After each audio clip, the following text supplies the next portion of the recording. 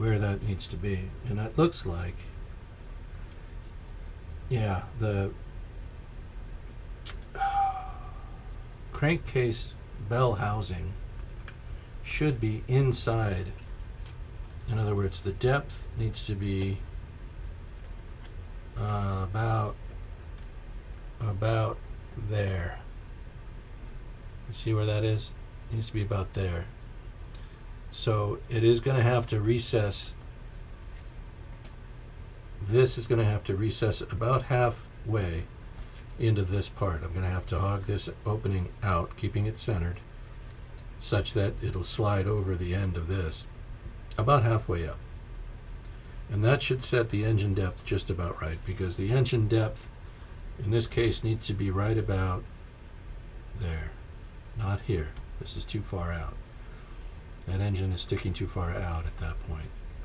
And we don't want that. We want it to be just about right, which is, like I said, the face of the crankcase bell, this surface right here, should be almost flush with this edge. The only thing sticking out forward should be the propeller hub attachment right there. So that's about what our depth needs to be, not this, which would be with the firewall flush with the back of the cowling. That is where it's going to be, but the engine needs to be deeper than that, so it'll have to go into this, and which probably means, well, let's look at this. No, it only has to go through that one. I don't have to bore these out as well. Just that firewall needs to be bored out. Right, so I can assemble these as they are, I think. Now I got to figure out where. I got to figure out where the cowling comes to. So if this is our top half here, and this is mounting inside of here, like, let's see, probably like so. I don't think it's out here. I think it's about here. I don't know. I got to figure this. I got to find that out. So we'll have to build these up, slice these out, fit them on, and see how where exactly they fit this way. And that'll tell us where the actual firewall is. Is it here, or am I going to have to slice off about half of this and attach that firewall here? I'm thinking this is too long. I'm thinking we're probably going to have to cut these back. But I don't know. I won't know until I build these up. I'll leave off the end firewall. I'll go ahead and build it up with these. We'll leave the stringers off for now. And I'll mock it up without all that just to see what that length is. And that'll tell me whether I need to cut this or extend it. I think probably cut it. Most likely cut it is what we're going to end up having to do. All right, so where is the other part of this? Okay, so we got 1, 2, 3, 4, and 3 pieces of number 5 for each side.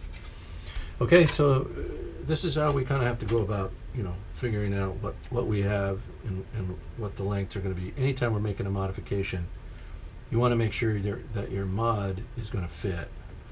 And sometimes if you've got a modded engine like this, then you have to modify the nacelles, or you have to modify and move the firewall around, or you have to do something else. Usually you can't just swap something for something else. There's always going to have to be some. Well, anybody who works on cars, if you change the cam because you want more power, then now you've got to make other adjustments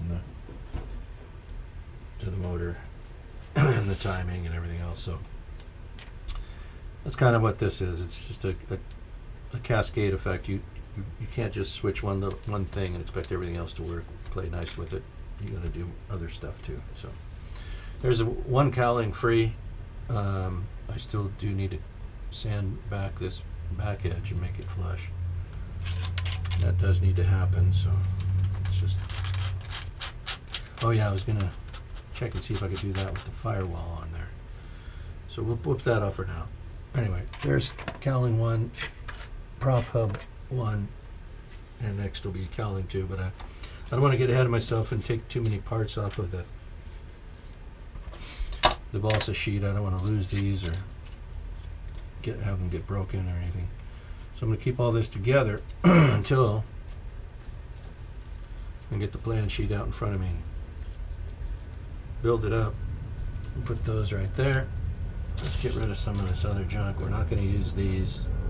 You saw in the video, I didn't want to use them, I just wanted to show you tricks and tips on how to get plastic parts off the sheet. So we'll put those back in the big box. Engine, go back up here before I do something to it by accident. Right? Won't be needing this. However, I've got that F-16 from Today's Hobbies.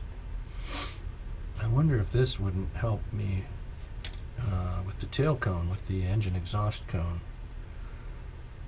I want to do something different with that. On the Today's Hobby kits, they don't have a lot of detail. The turkey feathers will have to be modified and enhanced and detailed. On that engine exhaust nozzle, a few other things I'll want to do. So I'm going to keep that just in case. I'll keep them both, the one from the other nacelle as well, other cowling. So I have a couple of those. I think I've got an idea for where I can use those on a future build. Today's Hobbies F-16 Fighting Falcon. Beautiful. One of the most beautiful airplanes ever made, and a true gunfighter. Love that jet. So we're going to be building one of those at some point. But let me straighten things up here. Get the plans out for that, for the nacelles. I can build them up without attaching them to the wing. The wing's not ready, but there's nothing that prevent me from mocking it up, seeing where I need the engine to go, how the cowlings are going to fit to those nacelle parts and to the skeleton, and how that's going to fit to the wing. Lots of steps yet. This is this part here over the top is supposed to, this notch is supposed to fit into this majigger little cutout right here that I made. So I'll have to probably deepen that and make sure that's a nice tight fit. We're pretty close on our wing profile. You know, that's pretty good. White glue and a little bit of filler will make everything sweet when it comes time to fit those nacelle parts to the wing. Engine nacelle parts.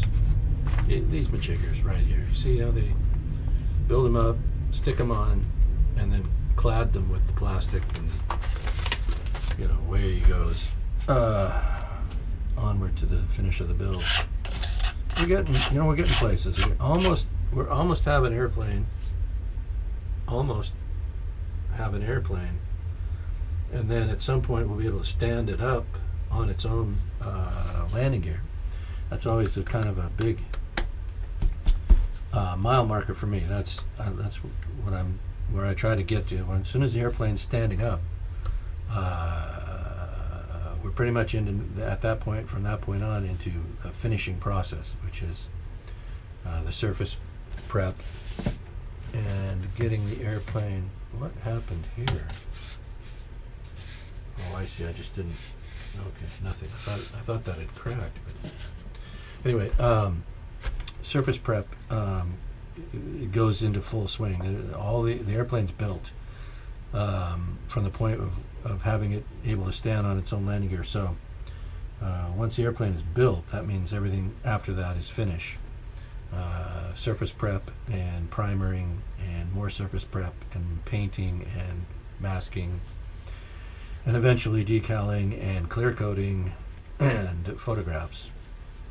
So at the very end we take pictures of the right. So that's this video.